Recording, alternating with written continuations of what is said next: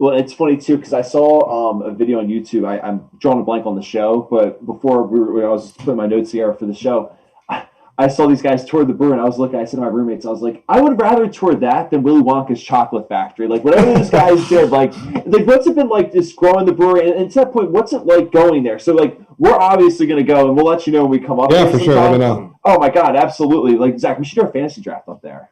Oh, there you That'd go. be fun. We have to. And we should go watch a show. That'd be really fun. Yeah, I'm happy to do another show. Oh my god! That'd be awesome. We do one live at the brewery. But I guess to that point, like, do you mind just talking a little bit about the brewery and just like how what it's like up in Williamsport and just how it's growing and stuff? Yeah, sure. So Williamsport's like a small city in north central Pennsylvania. There's probably about 30,000 people here. We're situated in a valley. So if you're here in the morning, the fog sort of rolls through and down the river. It's really picturesque, and being here in the fall is really, really gorgeous with all the color changes. So it's a logging town originally. Williamsport's was known as at one point it held the most millionaires per capita in the world. I believe that happened in the late 1800s because of the logging industry. So there's gorgeous Victorian homes just littered throughout the hillside around here.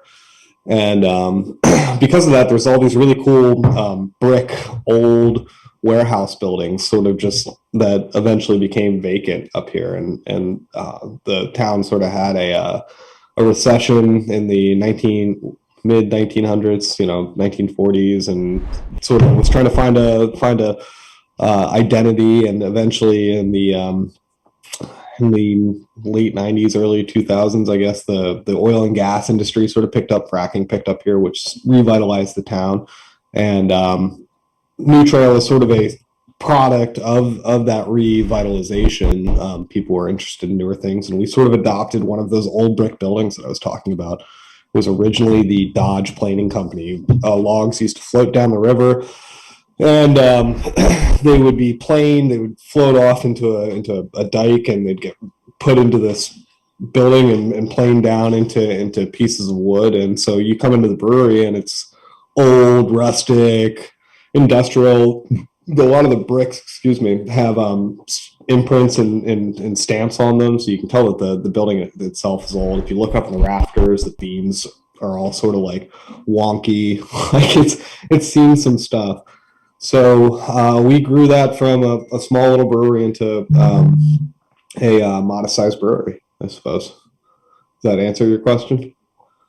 That's so cool. The history behind the area and the start of the brewery. Yeah, I sort of went off on a tangent there. I'm just going up there right now. Sidetracked.